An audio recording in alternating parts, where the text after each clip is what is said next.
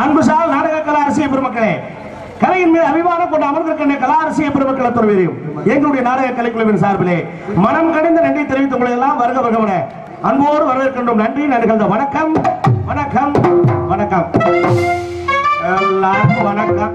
நாடகம் அமோகமா ஆரம்பிச்சிருக்கான். நல்லபடியா நடத்தி முடிக்க வேண்டியது நம்ம பொறுப்பு. நல்லபடியா உட்கார்ந்து ரசிக்க வேண்டியது உங்க பொறுப்பு. நாடகம் நல்லா இருக்கிறது இப்ப யார் கையில இருக்கு? யார் கையில இருக்கு? என் கையிலும் இல்ல, உங்க கையிலும் இல்ல, அவங்க கையிலும் இல்ல. யாரு கையில தான் இருக்கு? எல்லாம் இந்த ஆண்டவன் கையில தான் இருக்கு. என்ன சொல்றேன்? காரைக்குடியில அடிச்ச மழை இங்க அடிச்சோம்னா நம்ம டவுசர் நாளா கிழிஞ்சிருக்கு. ஆனா பகவான் நம்மளை பார்த்து கொஞ்சம் இறக்கப்பட்டு போறாங்க. நாடகக்கார பயவுல கேள போயில இந்த பொழப்பு வச்சுட்டு போறாங்க.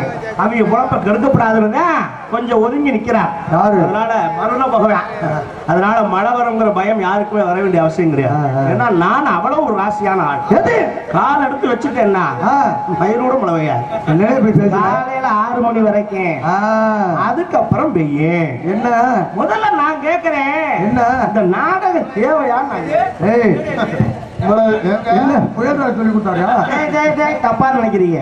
நாடகம் தேவையான்னா ஏன் வைக்கிறாங்க கேட்கறதில்ல. நாடகத்துடைய தேவை என்ன? தேவை என்ன பிரிக்கிறாரு. அதை சேர்த்து பிரிச்சு பார்க்கணும்.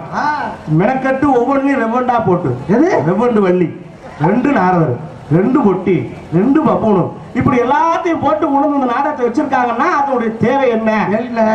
தான் யோசிக்கிறோம்.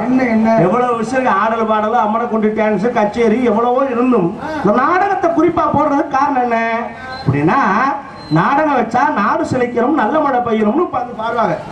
அப்படி பாடுனா ஊர்ல மழை பெஞ்சு மக்கள் எல்லாம் செழிப்பா இருப்பாங்கன்னு ஒரு நம்பிக்கை இருக்கு. ஆனா நாங்களும் விழுந்து விழுந்துதான் பாடுறோம். நாடு செழிக்கிறோம், நல்ல மழை பெய்யணும், பட்டி வருவனும், பால் பானை உங்கணும். ஆனா மழை பெய்ய மாட்டேங்குது. நாடகக்கார மேல தப்பா இல்ல ஊருக்காரங்க மேல தப்பா? ஆறுனா போதுமையா? ஊருக்காரன் என்ன அல்ல, யாரு மேல தப்பு இருக்கு? ஒருவேளை நாடகக்காரங்க தண்ணியை போட்டு வந்து நாடகம் ஆடுறாங்களோ அதனால மழை வர மாட்டேங்குதோ அப்படின்னு நீங்க நினைக்க வேண்டாம். தண்ணியை போட்டு நாடகம் ஆடுறதுல தப்பே கிடையாது. தண்ணியை போட்டு உட்கார்ந்து நாடகம் பாக்குறதுலயும் தப்பு கிடையாது. என்னதான் தப்பு? ஏன்னா தண்ணிங்கிறது வந்து நீர், மழையும் தண்ணி, நீர் அடிச்சு நீர் விலகுமா? ஓஹோ, இந்த 2 தண்ணிக்கு சம்பந்தம் இருக்கனால அதுல தவறு கிடையாது. வேற தப்பு என்ன அப்படின்னா, முதல்ல ஊர்க்காரங்க மேல என்ன தப்புன்னு பார்க்கலாமா? நாடகம் மழை வேணும்னு நினைச்சுதான் வைக்கிறீங்க. ஆனா நாடகத்தன்னைக்கு மழை வர்ற மாதிரி இருந்தா நீங்க என்ன செய்றீங்க? சாமி திருவிழா வச்சு கூத்த கெடுத்துப்படும் போல இருக்கு, இன்னைக்கு ஒரு பொழுது பெய்யக்கூடாது அப்படின்னா மதுரையா மழை வரும் நான் கேட்கிறேன். நம்ம வாண்ணா வர்றதுக்கும் போனா போறதுக்கும் வர்ண பகவான் நம்ம வீட்டு வேலைக்காரனா? நீங்க என்ன செய்யணும் தெரியுமா?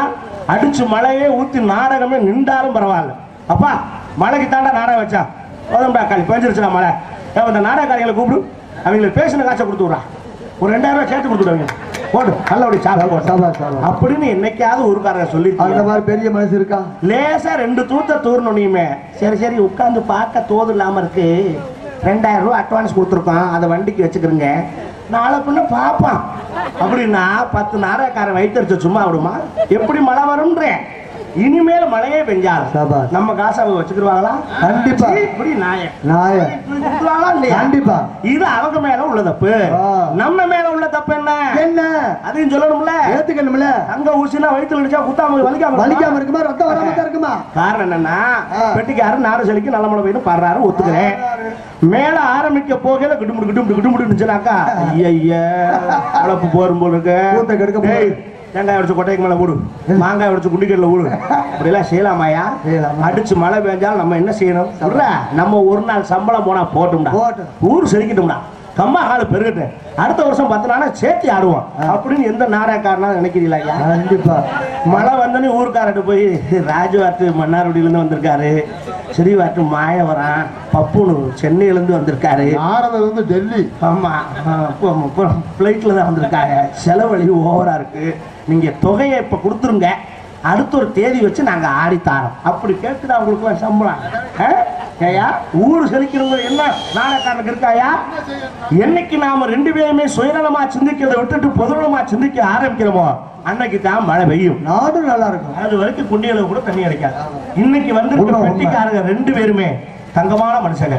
தம்பி அழகேசனும் சரி, மாப்பிள்ளை ராஜசேகரும் சரி, இன்னைக்கு ரெண்டு பேருமே தங்கமானவங்க, நல்ல குணம் படைத்தவர்கள். காலையில் அவங்க உட்கார்ந்து நாடு செழிக்கிறோம் நல்ல மழை பெய்யணும் பாடும்போது மழை அடிச்சு ஊத்தும். நான் கேரண்டி. அண்ணே தார்பா எல்லாம் எடுத்து வச்சுங்க கரெக்டா. இப்பவே வச்சுக்கோங்க. ஒரு மணிக்கு மேலேயே அப்படி பெய்யலைன்னா மழை பெஞ்சிருச்சுன்னா எனக்கு அரை பவுன்ல மோதிரம் போட்டுருணும். ஒருவேளை மழை வரலைன்னா ரெண்டு வெட்டிக்காரனையும் கூட்டி கொண்டு போய் கோயில கட்டி வச்சு உரிங்க. அதுக்கு நான் உங்களுக்கு முழு உத்தரவாதம் தரேன். எழுந்தா கூட உங்களுக்கு அரை பவுன் மோதிரமா சொன்ன நான்ல. இப்ப நாடகத்தை நீங்க எப்படி இப்ப நான் சொல்றேன். கண்ணாலை நாடகத்தை பார்த்துடுங்க, காதாலை பாட்டுகளை கேட்டுடுங்க, நாடகத்தை பார்த்துடுங்க, ரெண்டு காதால பாட்டுகளை கேட்டுடுங்க, சொல்ல பல அமைதியா இருந்துடுங்க, சகோதரர்களை பழக்கவிங்க, நாடகத்தை பார்த்துடுங்க.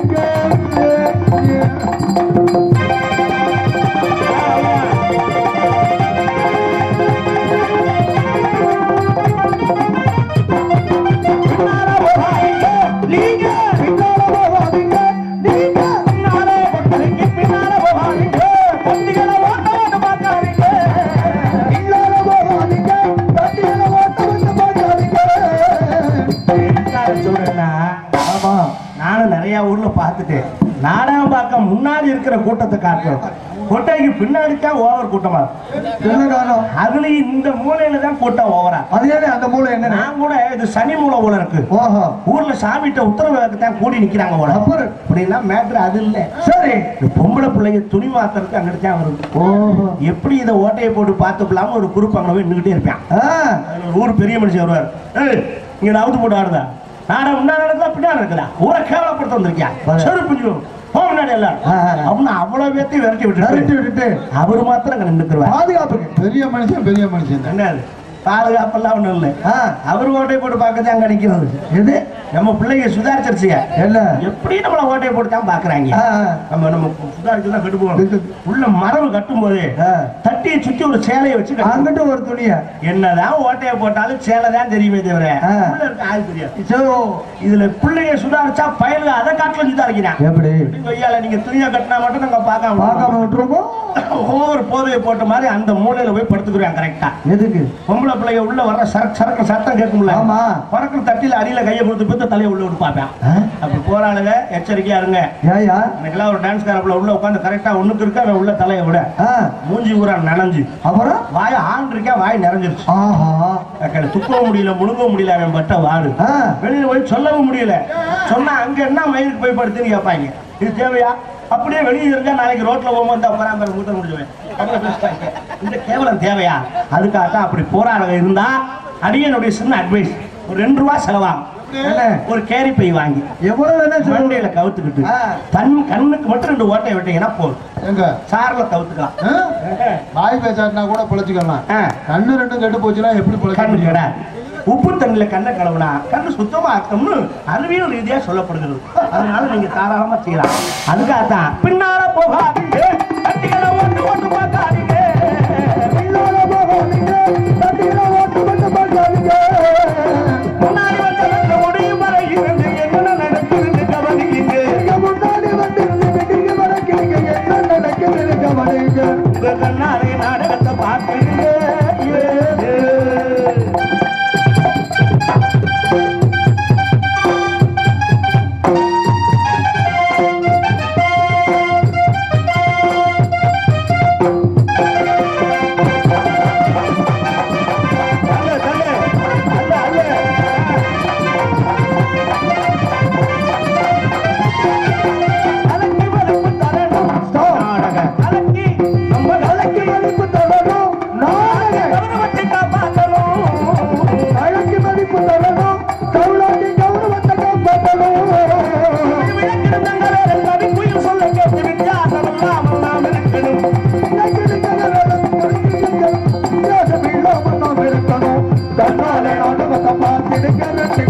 அந்த பாட்டு கணக்கு சொல்லாமல் மலைய இருந்துடுங்க சமயங்களை வழங்கமுங்க வழங்கமுங்க வழங்கமுங்க.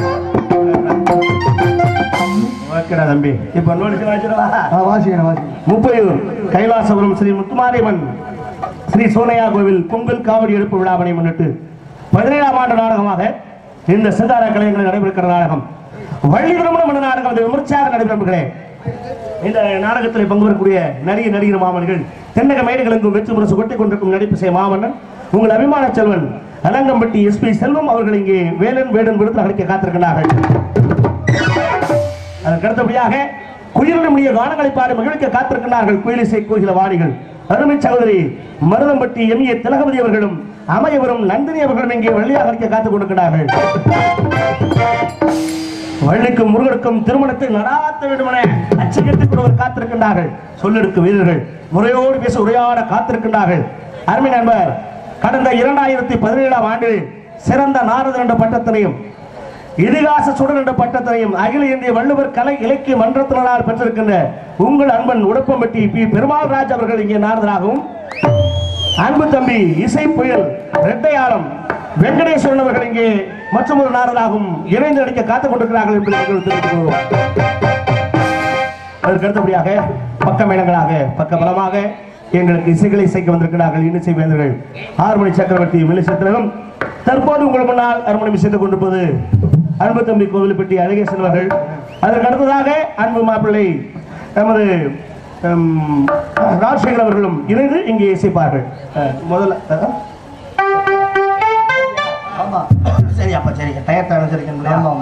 அதோடு இங்கே மிருதத்தை இசைத்துக்குள் எல்லாம் இழுத்துக் கொண்டிருக்கிறார் அருமை மகன் பிரகாஷ் அவர்கள் மிருதகம் இசைக்க, ஆல்ரவுண்டர் துரைராஜ் அவர்கள் ஆல்ரவுண்டர் இசைக்க, அன்பு தம்பி தர்மலிங்கம் தாளம் இசைக்க இங்கே இறுதிய நாடகம் நடைபெறும். எங்க இணைந்து இசையுங்கள்.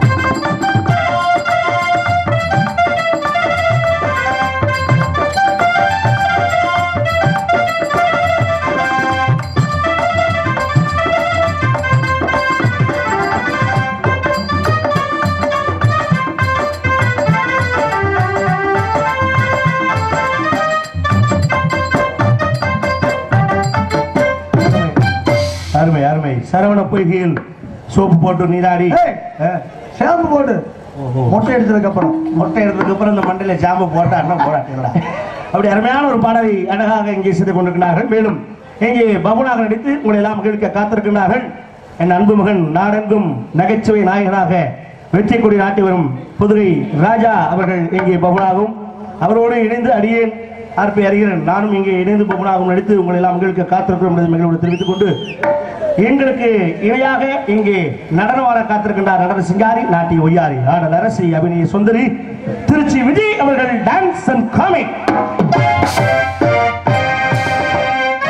அப்படி ஒருவருக்கு வெகு சிறப்பாக அமைத்து இங்கே பெருமைப்படுத்திக் கொண்டிருக்கிறார்கள். நவீன ஒலி என்பொழி அமைப்பு SM அபி ஆடியோ முப்பையூர் எடுக்கிற கொஞ்சம் சிரமம் இந்த நேரத்தில் அப்படித்தான் பரவாயில்லை.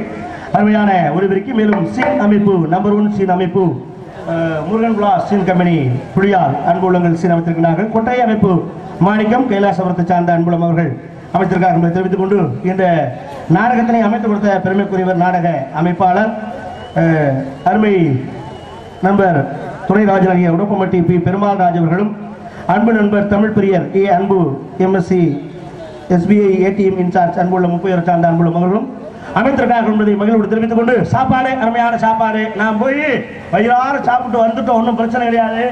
அடுத்து பொம்பளை பிள்ளைய நான் போய் அனுப்புறதுக்கு முன்னாடி என் தம்பி அன்பு மகன் ராஜா அவர்கள் வந்து இங்கே ஒரு நகைச்சுவை பணியாற்ற காத்திருக்கிறார்கள்.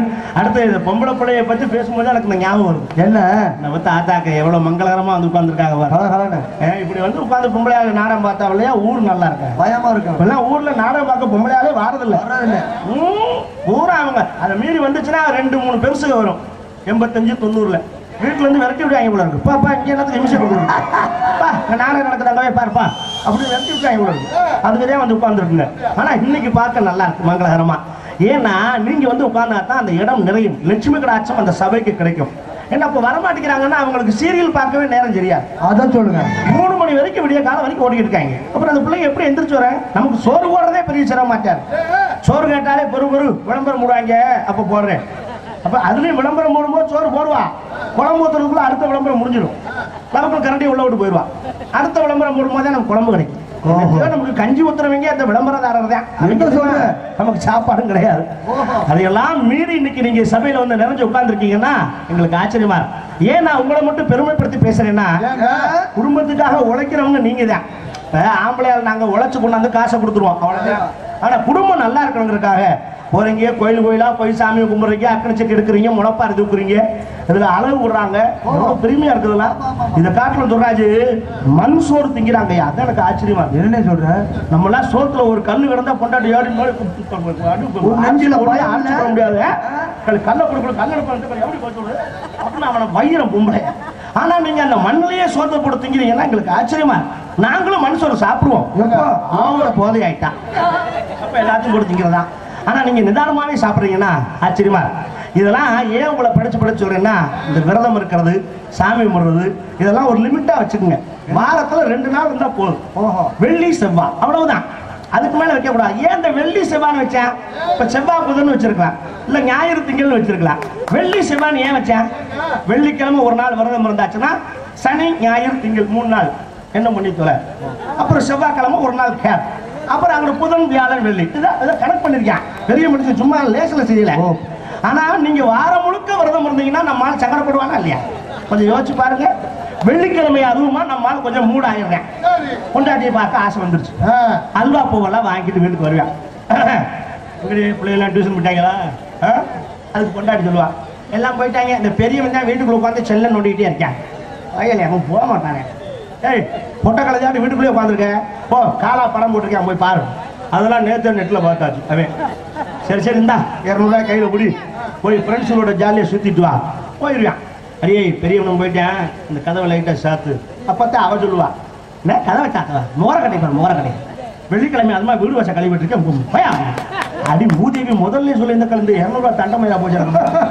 இதுல அல்வா வேற பூ வேற 100 ரூபாய் கிழங்கு மயிராது. வாங்கின பூவை கொண்டு பிள்ளையார் படத்தில் போட்டு விட்டு அல்வாவை கொண்டு நாய்க்கு எரிஞ்சு விட்டு பேசாம திண்ணில போய் படுத்துருக்கான். நாளைக்கு சனிக்கிழமை பார்ப்போம். சனிக்கிழமை வந்தா இந்த பிள்ளைய தினமா சொல்லுவாங்க, அறிவியல் உனக்கு பெருமாளுக்கு வந்து நாளைக்கு சனிக்கிழமை வா போயிடுவேன். ஞாயிற்றுக்கிழமை கவர்மெண்டே லீவு, எந்த விரதமும் இருக்காது, சொல்லிச்சு விடுவோம் அப்படின்னு வந்தா அன்னைக்கு இந்த பிள்ளைய சொல்லும், ஆளு வளர்ந்துருக்க அளவுக்கு தடிமாறாட்டம் இருக்க அறிவு என்ன நொன்னாடி. ஞாயிற்றுக்கிழமை சூரியனுக்கு பொங்க வைக்கிறனால போயிருக்கான். அப்புறம் திங்கக்கிழமை சோமவாரம், செவ்வாய்க்கிழமை மாரியாட்டாளுக்கு, புதன்கிழமை சந்திர பகவானுக்கு, வியாழக்கிழமை தட்சிணாமூர்த்திக்கு சுண்டக்கடலை மாலை ஓடணுமா. இப்ப புதுசா சாய்பாபா கோயிலுக்கு வேற கிளம்பிட்டாங்க. திரும்ப வெள்ளிக்கிழமை வந்துடும். நான் பார்ப்பேன், இனி இந்த கோயில நம்ம சாமி கும்பிட முடியாது, அதுக்காக பக்கத்தூர்ல புதுசா ஒரு கோயிலை கட்டி கும்பாபிஷேகம் பண்ணிடுவோம் அப்படின்னு போயிட்டான்னா குடும்பம் குண்டியை தீக்கிறோம் தான். நல்லா யோசிச்சு பார்த்துக்கங்க. நான் எதுக்கு சொல்றேன்னு உங்களுக்கு புரியும் நினைக்கிறேன். குடும்பம் முக்கியம் தான். ஏன்னா சாமி எவ்வளவு முக்கியம், புருஷன் எவ்வளவு முக்கியம். அதைத்தான் கணவனே கண்கண்ட தெய்வம்டாங்க. அதனால புருஷன் எப்பெல்லாம் கூப்பிடுறானோ அப்பெல்லாம் போய் என்ன வேணும் ஏது வேணும்னு கேட்டு சொல்லு. பணிவிட செஞ்சீங்கன்னா தெய்வத்துக்கே செஞ்ச பணிவிட. அதோட பிள்ளைகளை நல்லா படிக்க வைக்கிறீங்க, படிக்கிறதுக்கு பள்ளிக்கூடத்துக்கு அனுப்புங்க, நான் வேண்டான்னு சொல்லல. பள்ளிக்கூடம் அனுப்புறதுக்கு ஒரு வயசு இருக்கு. எங்களெல்லாம் 6 வயசுக்கு மேல தான் பள்ளிக்கூடத்துக்கு அனுப்பிச்சாங்க. அப்பவும் ஹெட் மாஸ்டர் போனோன்னு காதை தொழும்பேன், இப்படி வச்சுக்கிட்டு எட்டணும், எட்டாது. அப்ப கையை பிடிச்சி இழுப்பேன், தொட்டு தொல்லடா, இல்லைன்னா அடுத்த வருஷம் ஐயா பாக்க. ஆனா இன்னைக்கு நீங்க அப்படியா பண்றீங்க? 2.5 வயசு 3 வயசுல எல்லாம் கொண்டு போய் பிள்ளைகளை நீங்க புஜால் பண்றதுக்கு அவங்கள கொண்டு போய் பால்வாடியில் விட்டுட்டு அதே அனாதை பிள்ளையாடாங்க உட்காந்து மூக்கு ஒழிக்கிட்டு இதெல்லாம் உங்களுக்கு சந்தோஷமா இருக்கா? நான் கேட்கிறேன். விடிய காலம் 4 மணிக்கு தூங்குறவங்களை தூக்கி வாரிக்குள்ள விட்டு அமுத்துறாங்க. எதுக்கு? குளிக்க வைக்கிறாங்க. நல்ல வேலை கொள்ளவான்னு பாக்கிறேன். அவன் எந்திரிச்சு கொட்டாய் விடுவான். அந்த கொட்டாய் விடும்போது 2 இட்லி பணஞ்சு உள்ள தெளிவாங்க. காப்பன் புட்டாம அடிச்சு ஒரு குடுமையை போட்டு பைய தூக்கி மாட்டினா அவன் விண்வெளி வீர மாதிரி நிக்கிறாங்க. 4:30 மணிக்கெல்லாம் பள்ளிக்கூடத்து பஸ் வந்துருது. ஓடு ஓடு ஓடு தள்ளி பஸ்ல அப்படி காலை தூக்கி வைப்பான்ல, அம்மா இவ ஹாய்ன்னு தள்ளி எடுத்துட்டான். ஓஹோ, அவன் அந்த ஆயா சொன்னா இவ ஹாய்னு சொல்லி ஏற்றி விட்டு வண்டிக்குள்ள ஏறி ஆயி இருந்து அதை 4 ஆயாமார் வந்து கழுவு வேண்டியதான். இது ஆயா படிக்க வைக்கிற லட்சம். பிள்ளைகளுக்கு தேவையான அறிவு இருந்தாலே போதும். பெருசா படிச்சு பட்டம் வாங்கி டிகிரி வாங்கி ஒன்னும் தலைவருடைய பெரிய பொருள் கிடையாது. கொஞ்சம் சந்தோஷமா இருக்க வேண்டிய வயசுல இந்த பிள்ளைகளை நிம்மதியா விடுங்க. அதுங்களுக்கு இப்பவே மனச்சுமை ஏற்றிடாதே. கொடுமையா இருக்கு. இந்த ஐயா பெருமாள் ஐயா அவர் பையன் 1 வயசு 1வது தான் படிக்கிறான். பெருமாள் ராஜுமே 1வது படிக்கிறான். 5 வயசு 1வது படிக்கிற வயதுக்கு 30 பேப்பர் பரிச்சு வச்சிருக்காங்க. என்னடா வயிற்றுச்ச கொடுமையா இருக்கு. அந்த பேப்பரை தூக்கிட்டு வரதுக்கு ஒரு ஆள் சம்பளம் ஆள் கொண்டு போறோம். இப்படி எல்லாம் படிச்சு என்னத்தையா கொண்டு போறோம். இதெல்லாம் தேவையில்லை. கல்விங்கிறது மனிதனுடைய அறிவை வளர்க்கத்தானே தவிர பட்டம் பட்டமா வாங்கி பேப்பர்ல அடிக்கடி தெரியறதுக்கு அல்ல என்பதை தெரிந்து குழந்தைகள் சந்தோஷமா இருக்க வேண்டிய காலத்துல அவங்க நிம்மதியா இருக்க விடுங்க. போட்டு படிப்புன்னு திணிச்சு அவங்க மனச்சுமை ஏத்தாம இருக்கிறது ரொம்ப நல்லதுன்னு என்னுடைய எண்ணம். அதுக்கு மேல உங்க விருப்பம் தான். உண்மை. எல்லோருமே நல்லா இருக்கணும். எல்லாருமே நல்லா இருக்கணும்.